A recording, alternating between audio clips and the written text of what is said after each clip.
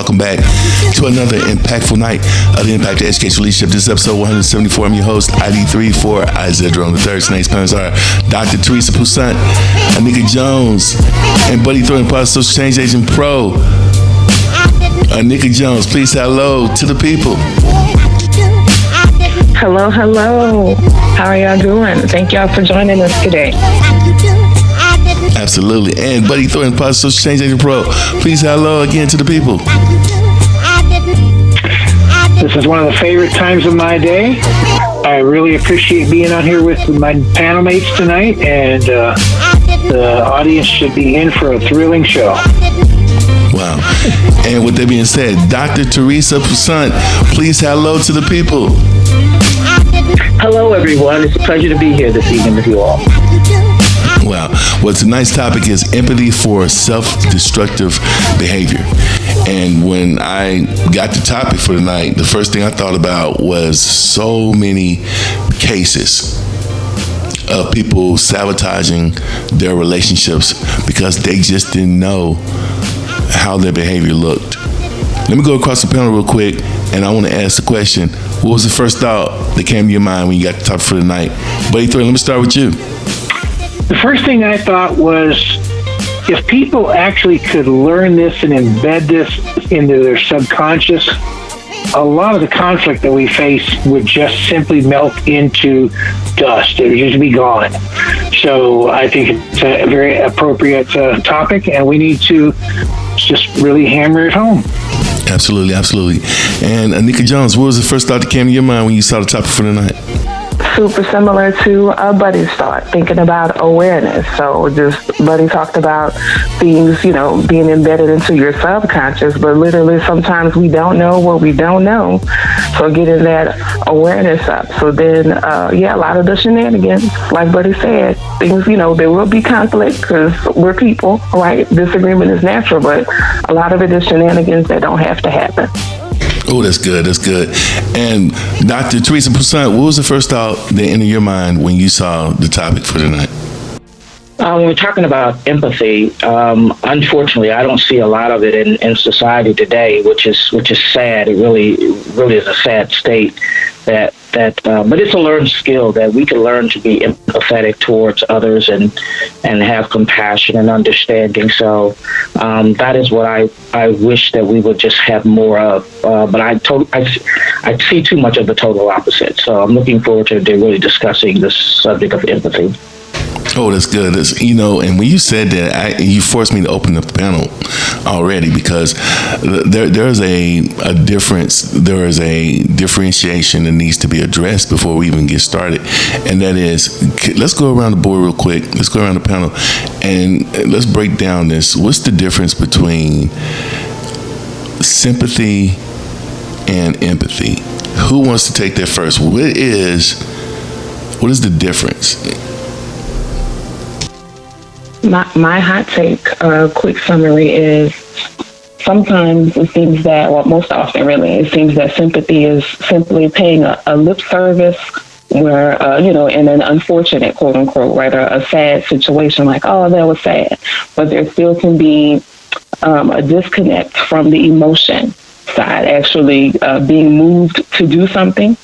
And that is what empathy is. It's more so, yes, you understand what's happening right from someone else's perspective, so still that awareness, but you're moved to do something versus just maybe perhaps a shallow feeling or even a feeling of apathy, like Dr. Poussaint just said a moment ago.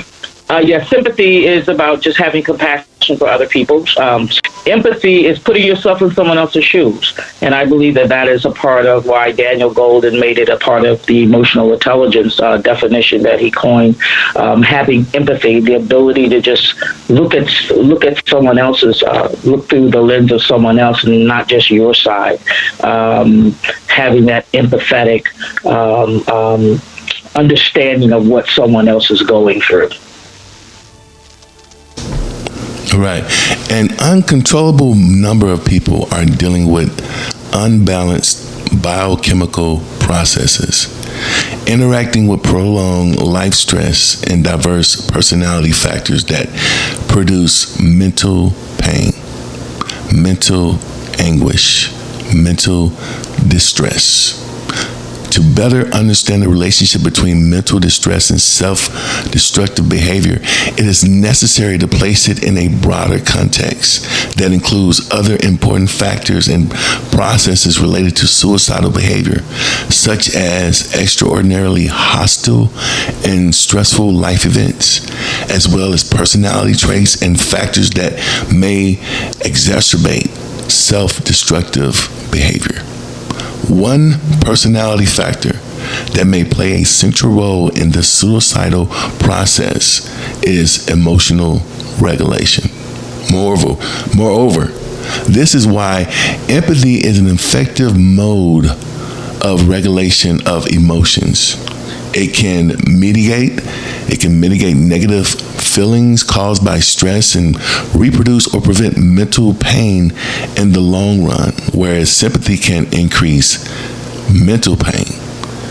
Now, this topic tonight is going to save so many relationships.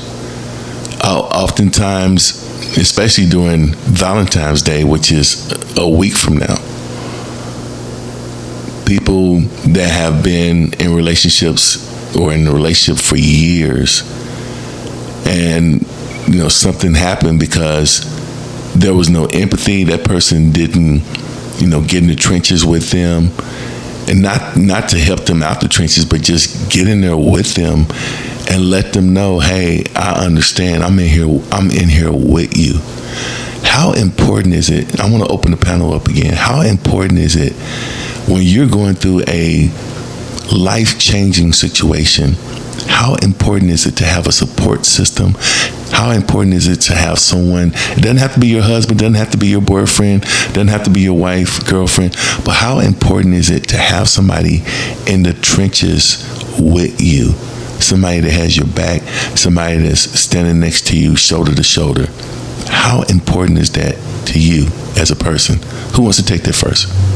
It's Dr. Poussaint. Yeah, I think it's important, but for me, because I don't have a husband, he's deceased, and because I don't have a quote unquote soulmate or anything, I lean on God. I go to my spirituality, and God is my guide. He's my provider. He's my protector, and I just have a lot of faith, and I deal with it on a spiritual level more so than a human level. I try to just go to God for everything, and if I'm patient, He'll give me an answer.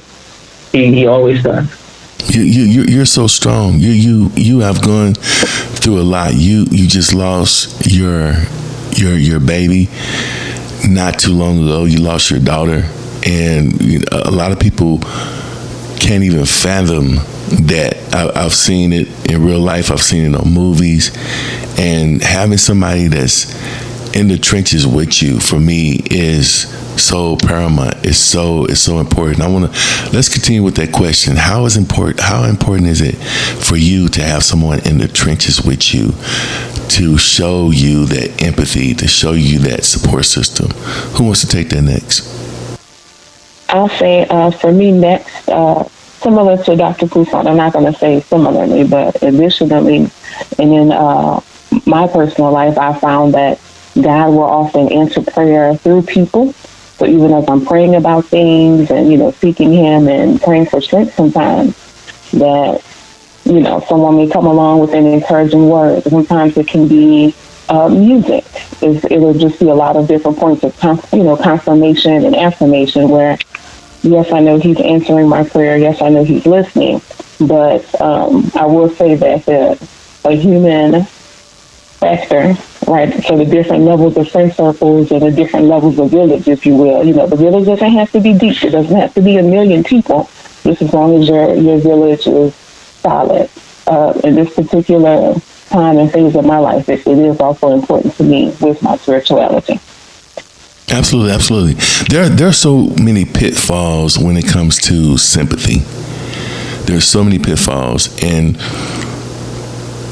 does sympathy really help someone? Does someone really feel like they're being helped when someone is sympathetic to what they're going through? Or do they feel like that your sympathy is really making fun of what they're going through, and it's really not helping. But Thornton, I want to come to you. I want to go down your lane. I want to ask you a question, and that question is, why empathy versus sympathy? Why understanding those two concepts?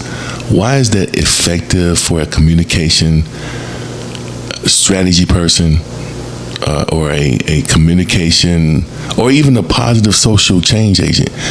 Why is that so important for them to know the regulation, how to regulate those emotions as it relates to people going through different situations? Why is it so important for you to understand the differences between empathy versus sympathy? That's my question.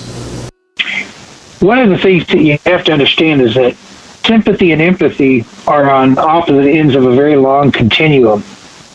And the midpoint in between the two is different levels of compassion. Sympathy, to be very blunt, comes across as a microaggression to a lot of people. It's blaming, shaming, judging. It feels a little dirty. It's a social pariah compared to empathy. Empathy is climbing down into that foxhole and saying, I'm right here with you, and I don't have to say anything, I don't have to do anything, but I am going to be here with you so I can feel and see everything that you feel and see.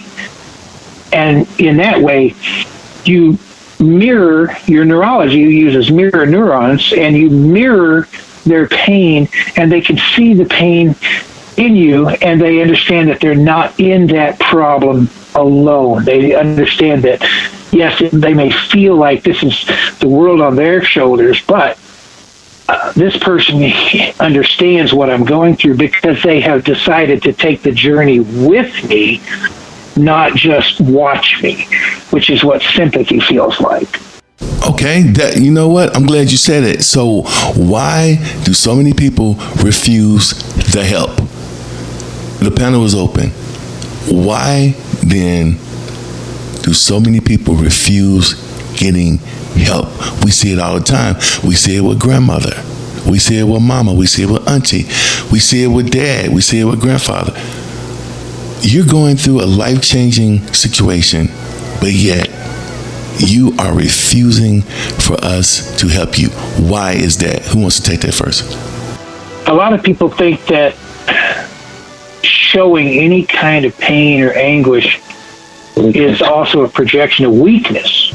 And we don't want to project weakness, especially to the people that we have closest to us, because let's take the case of a grandmother or a grandfather. They're supposed to be the rock of the family. They're supposed to be that person that other people can lean on.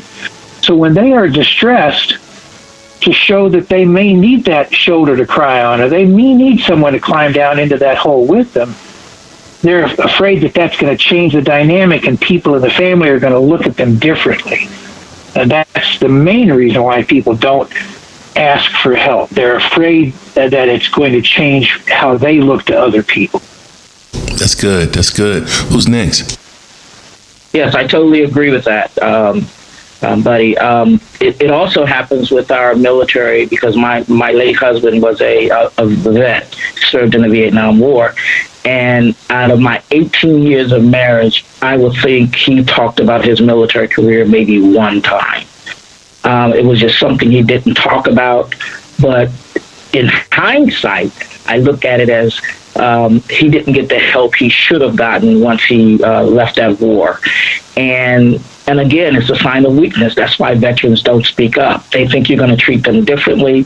And the same thing definitely happens in the Black community and the Black families, which I'm a part of, where we didn't discuss those kind of things. You know, you didn't show that weakness, because that's why you always hear Black women are strong, or we show the strength, and we don't have this. We hate to get that vulnerable where we have to be analyzed, and then history again tells us that that we don't like laying on someone's sofa and opening up our things. And, we grew up with that concept, what goes on in this house stays in this house. So we come from a generation and a culture where you didn't speak about mental health issues.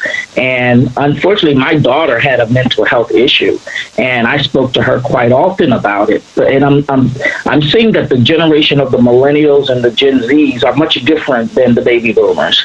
I'm a baby boomer, and in our generation, we just didn't talk about those things. You didn't talk about it. Before my marriage ended, I asked my husband, can we go to counseling? I'm not laying, he's a strong black man. I'm not laying on nobody's sofa talking to no white man about my issues. So you have that mentality was there. And so mental health issues aren't dealt with. But today, I think things are changing. And I'm glad that people like, however you feel about him, Prince Harry and others who have a huge following are trying to bring mental health issues to the forefront to say, let's stop sweeping this under the rug and let's deal with these things, because kids today are filled with so much depression and anxiety. And I'm trying to figure out, was I depressed like that when I was their age? I mean, I can remember being down a little bit in middle school or something like that, but it is just like it's a different brand or a different breed of something that's going on in society. But I am glad that these generations are speaking up to say, look, we got issues going on here, and we need to figure out and get some help with them. Oh, that was perfect. Who's next? To add on a little bit to what was said, just even thinking about sometimes, besides, the cape that was referred to, right? The strong black woman, you being the matriarch, the patriarch of the family, depending, because just like Dr. Poussaint just brought up, millennials and Gen Z, and even the little alpha babies now, right? The youngest generation we have. Maybe everybody doesn't even have the words, the ability to express fully what's wrong. They know something's wrong, and they might know that they should be trying to explore, maybe some other resources, but they can't fully express it. So in my mind and a lot of my conversation, that's where some of that awareness comes in. Like, if you know that the person needs help, like maybe they can't say and they won't say certain things, but you can still show up and you know how to support them in that space because you know them, you're aware of them. And you may be starting to even add and build and give some of the words, give some of the tools along the way. But yeah, depending on exposure, depending on age, generations, all that, there's a lot of, a million factors I can think of as to why someone may not ask, besides cultural, What you said was priceless. What you said was priceless. And let's get our hands a little bit more dirty. We're about to get our hands dirty because we're going to talk about right now, as the listeners are listening in, we're about to go in. We're going to have a moment of realization. And what is that? That's real talk. We're going to talk about mental illness, not only in the African American community, but in all communities, especially after COVID-19. COVID-19, all it did was, it just blew the makeup off the surface from what was covered up for so many years. And it was covered up by not having enough time to spend with those family members, those students, those children. And we let technology raise our children for the most part. What I mean by that, phones, television. That's become the new stepdad, the new stepmom, the babysitter. And because of that, we have not seen, in most cases, those self-destructive behaviors being acted out from our children so that we could correct them before it got out of hand, so we could show them how to manage them before they got out of hand. And now we're in a place where, we know what's going on is getting better as far as information, but do they know how to communicate? And because they do not know how to communicate for the most part, they keep hurting themselves. They keep hurting themselves. The panel is still open. Who wants to take this first? Why do people keep hurting themselves? Yeah, I'm going to jump in and I'm going to address at least two things you said. Number one, social media and digital devices are not a destructive behavior. The inability to put aside digital devices is a destructive behavior. I talk about people who are always looking at, I don't want to appear weak. I don't want to let people change their image of me in their mind. But then I take the SWOT analysis, which people use in business all the time, and I apply it to the human factor. Because the humanity in question is, what actually is a weakness? What actually is a threat? When you cannot expose or at least share that you may be in pain, as Robin Williams said, and he did commit suicide, but what he said was, people don't fake feeling good. They fake feeling good. They don't fake being mentally ill. They don't fake having depression. They fake being okay. They never say anything other than, I'm fine. Let me be. Just stay away. I'm good. The problem is you've got to explain to people, and you've got to get them to buy in on the idea that the strength is embedded in the vulnerability. If you cannot share and say, I am strong enough to be vulnerable, I am strong enough to say, I need help, that's where the strength lies. And right now we have such a mix between the generations, and everyone's anchoring on baby boomers all the way down to the newest generation. I'm a great-grandfather. I am a baby boomer, and I would like to thank Dr. Poussaint's husband for his service. I'm a Vietnam vet as well. And my older brother, he died from PTSD from Vietnam because he spent 30 years in and out of facilities because he refused help. It was a cyclical thing until it finally ate him alive and he died. So when you cannot express vulnerability as a strength, you don't understand how to play on the empathy that is the most powerful thing that you can get from other people. That's the one thing that I wanted to say. It's very important. Powerful, powerful, powerful. Who's next? Yeah, I also thank you, buddy. That was great. I enjoyed that a bit because that is you're right. Being vulnerable is key. I also believe that self-awareness is a crucial factor in getting to understand who you are. And if you find that you are suffering from depression or suicidal thoughts, it is important to be able to recognize that and to seek help. Now, my daughter, she suffered from PTSD after the death of my late husband, and she was a teenager when he passed, so it really messed with her. And it actually, that experience gave me a great insight on the effects of kids who lose their parents early, or what a divorce that has an impact on kids' mental health, and it can impact them. It didn't affect my youngest daughter, Felicity, too much because she was like 5 or 6, but Cordelia, being in her formative teenage years, it did impact her, and so she struggled. She struggled quite a bit, and she had these issues where she says, "Mom, my brain won't turn off," and there are things she had regrets about her father's death. She didn't do enough, or all of these things that popped in her head, and she couldn't sleep for days. And very smart girl, IT professional, had 2 six-figure income jobs, very, very bright. But her mind just wouldn't turn off, and this anger or whatever it is that was frustrating in her mind, she just couldn't get it together. And I told her, I said, you need help. She went to get help, and you know what happens sometimes when you go get help, they just drug you up.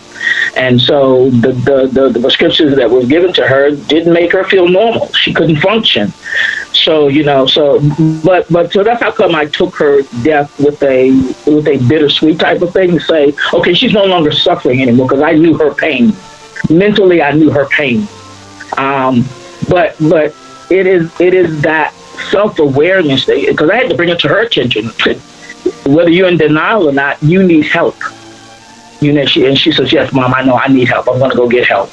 And sometimes it takes a person to recognize that. So having self-awareness and being aware that someone is struggling and giving them what you can, because there was only so much I could do. But as a mother, it was my child. And I'm like, I'm going to do whatever I can to help. But vulnerability and self-awareness to me are key. Oh, this is getting so good. Listen, honest, don't go anywhere. I'm about to go to Anika Jones. Same question. Why do people keep hurting themselves, in your opinion? Really just echoing a bit what my co-panelists have said. I was just thinking a lot about it a lot from a generational perspective. Again, I think my co-panelists are baby boomers, but, we even have traditionalists, a generation that's older than the boomers and all the way down through alpha. So that simple question, someone said, how are you doing? I'm fine. That it shows up differently, though. Like if you talk to different generations, that you actually will get a different response. So what we're finding is, yes, maybe the younger generations are being a bit more honest about it. And just true to the awareness piece, like we actually have to see, who they are, how they move, so we know when something's wrong, we study them. And so we can really support them. That see, study, support factor is key. So again, if we aren't really seeing and studying, kind of going back to some of the device time and making sure that it's balanced out with, genuine interaction, then how do we know what to look for? How do we know when they're not moving how they usually do? A lot of times, I like to call them mirrors and echoes, right? So especially our younger people, they're showing us what they need. They're giving us feedback, whether it's through the mirrors, right? Things that we see, things that we hear them say.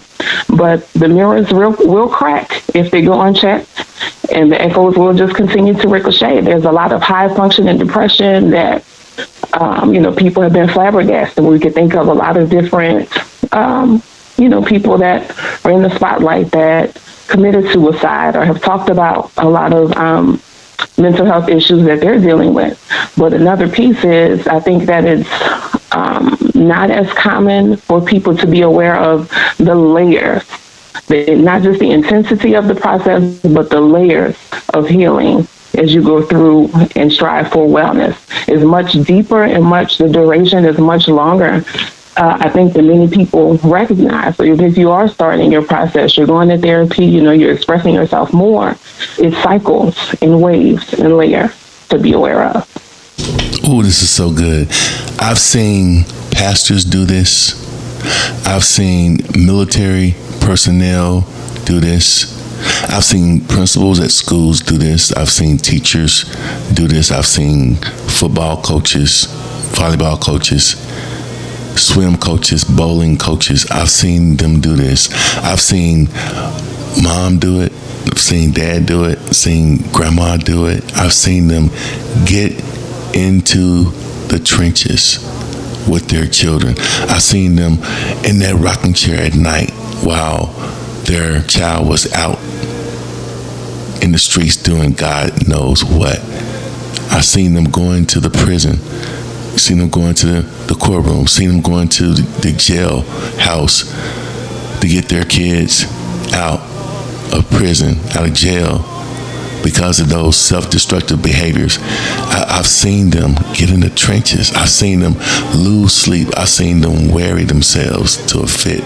I've seen them lose weight. I've seen these parents go through hell. I've seen it.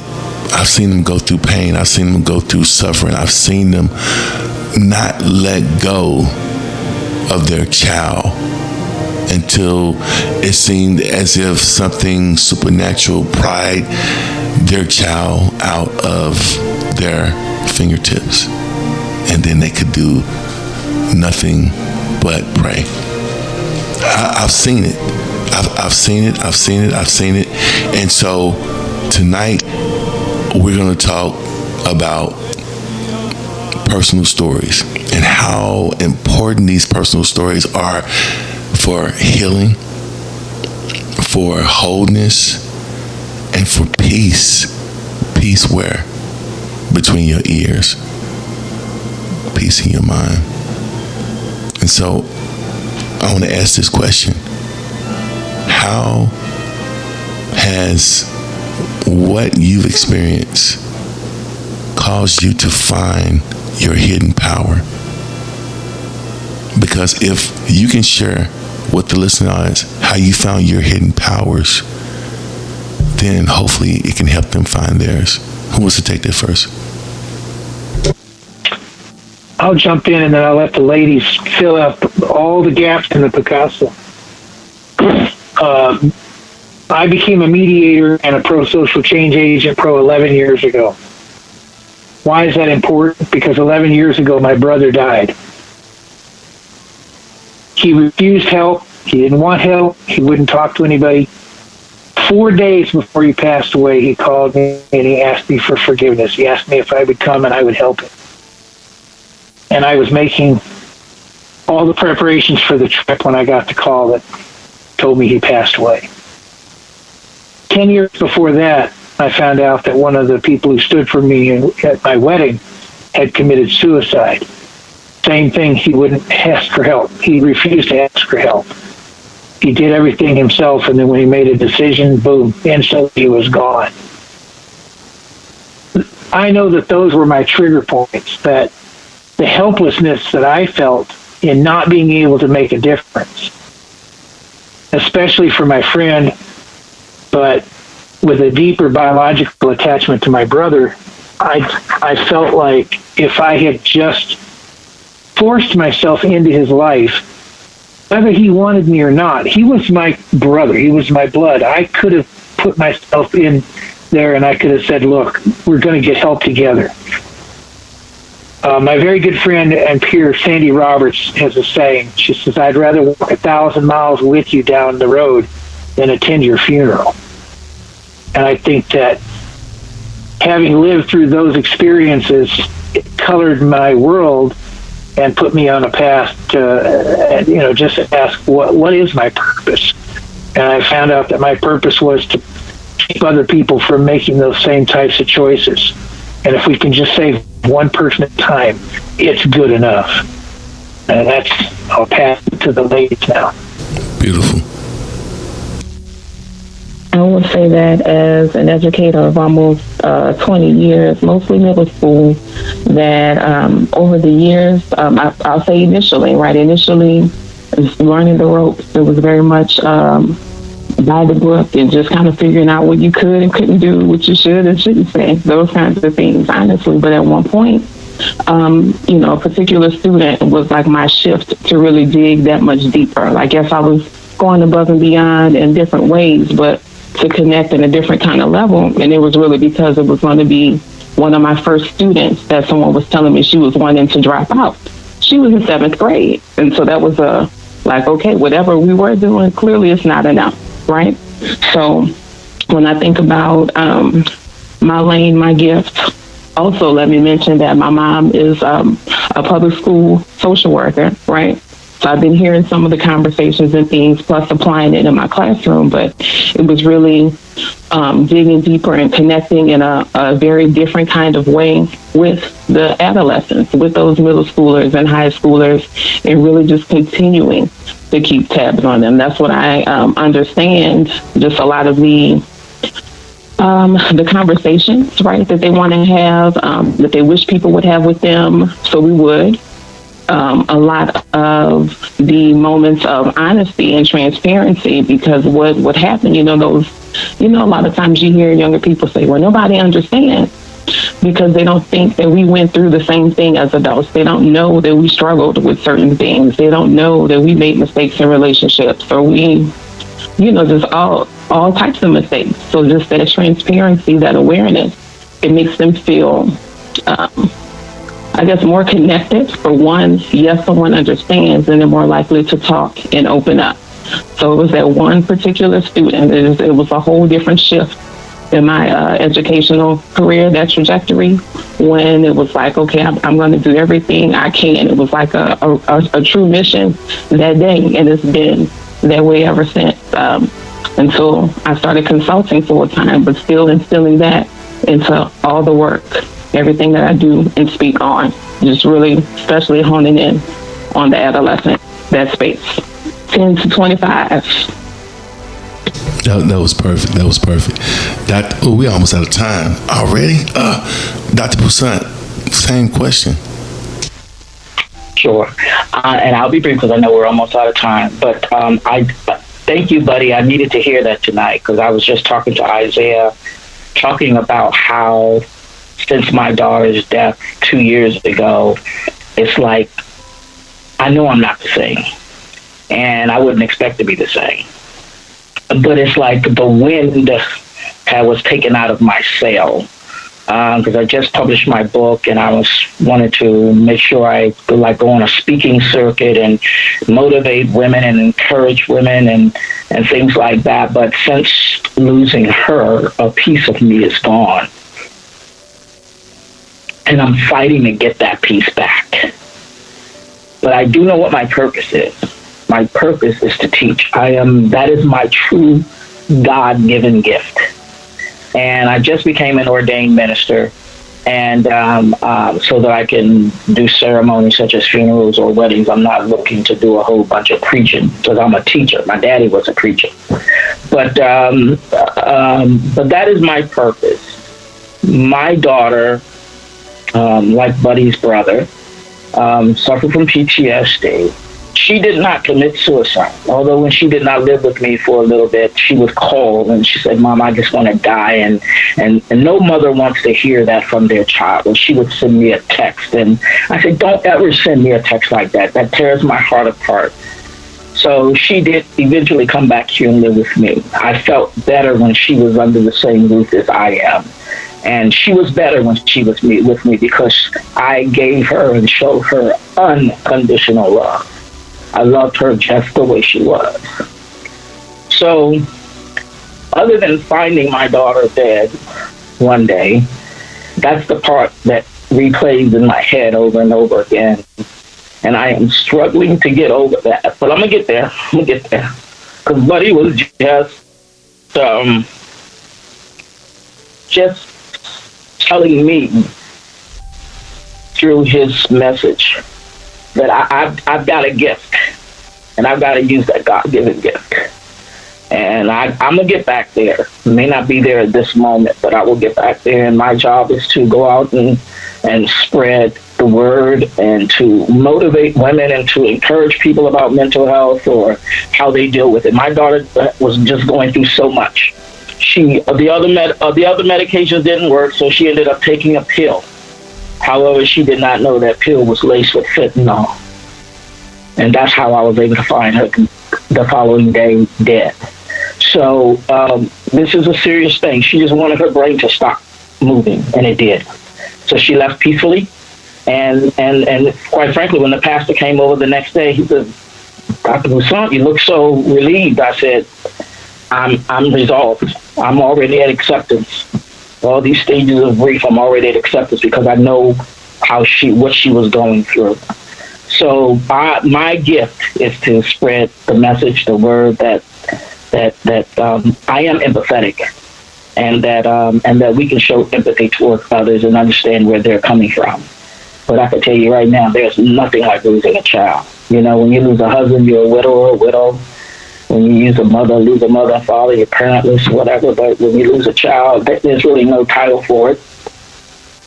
And it's just something that it just seems to be unbearable. But I'm going to come out on the other side, no doubt about it. I hear so much hope in what you have just said, so much lively hope that has been given to you, and that grace that God has given to you is rich, and He has given you a grace to speak through. This grace He has given you has been poured into you so that you can pour it out again. Now, does it Does it feel good? No. It's a sacrifice. It's a sacrifice, and a sacrifice is messy. A sacrifice is bloody. A sacrifice is sorrowful. But in the sacrifice, when he chooses you for the sacrifice, it's to save millions of people. We're out of time, but the last question I have to ask is, based off of the topic tonight, and we're talking about real stories that connect you to this topic, what are some social, emotional strategies that you can talk about, panelists, that will help children and teachers use in their toolbox, in their mental toolbox, in their social emotional toolbox? And how does this topic connect you to that toolbox that you have used yourself to be resilient? Who wants to take that first? The smartest way and the best way that I use is to remove comparables from the equation. When you find somebody who is living through the grief cycle, and I cry with you, Dr. Poussaint. I know exactly where you are, and I would never dream of comparing my world with yours, because every human being is unique. But the best way to help someone get out of that hole is not to ever say, oh, I've been there. Oh, I see that. Oh, no, that's sympathy. What you need to do is you need to say, tell me your story. Let me embrace your pain with you. Let me take the journey with you. And then you let them empty the bucket. You let them do a brain dump until they have no more in them to dump. Because once they let it all go, then it's out on the table where you can rearrange it like the blocks that need to be rearranged until you find your purpose in the pain. Because God didn't put us here to just endure pain and then get nothing out of it. I'm not saying that every pain has purpose, but I am saying that you can, if you choose to, you can help someone discover their purpose. You don't tell them what it is. You let them find it with your hand on their shoulder, with your arm around them, embracing them and letting them know that they're not alone. Because there's nothing more powerful than that. You know, what Dr. Poussaint described is what we call the living grief cycle. When you are living with someone that you know you want to help more than anything else on this earth, but there's something there that is just not going to let that happen. And yes, when you get to the end of that journey, it is a release. It's a release for them, a final release because they are not here, but it's also a release for you because the empathy that you have embedded in yourself can come up, bubble up, and all of a sudden you can find purpose. And it is a relief that you no longer have to carry that empathetic burden. But it's very important that people recognize that. Everyone's in pain. Everyone has something they have that they need someone to put their hand on them and say, let me be your brother. Let me be your sister. Let me be your shepherd. Let me be with you, not to tell you what to do, but just to allow you the presence to do it yourself. And then no judging, no blaming, no shaming, because now you win the battle through empathy. Wow. Who's next? I have nothing to add for me. This is Dr. Poussaint. I have nothing to add there. That was for me. Thank you, buddy. That was for me. I'm taking it. Is this excellent? So I'm just thinking about, more like in the school setting, though, like as a former educator, I feel like I would be remiss if I didn't say this piece, though. So we all spoke about awareness being first and foremost, right? All the panelists, for yourself and then others, but self-care. If we're really talking to educators as they're supporting students through building their social emotional toolbox, So your own personal self-care and balance, because the reality is that teachers, educators at all the levels are often overwhelmed and, somewhat suffocating through secondary trauma. Because imagine you're dealing with whatever else. As Buddy said, everybody's dealing with something, right? And then you have maybe a classroom of 25. So then it's times 25 as you're working with them. Or if you have 3 blocks, it's times 75. If you're in secondary, it might be times 150, because that's how many young people sit in your seats every day. So being aware of your own personal self-care, but also your team, right? The team and true balance within the team, and being authentic about your capacity, about what you can really pour on any given day. Some days it might not be as much of a building day, but when you're there, you're in your zone. But just having that awareness of your capacity, because you have to preserve you first in reality. Wow, this has been another impactful night of the Impact of Educational Leadership. Our guest tonight were Dr. Theresa Poussaint, Anika Jones, and Buddy Thornton, Possible Change Agent Pro. Good night. Impact of Educational Leadership Podcast.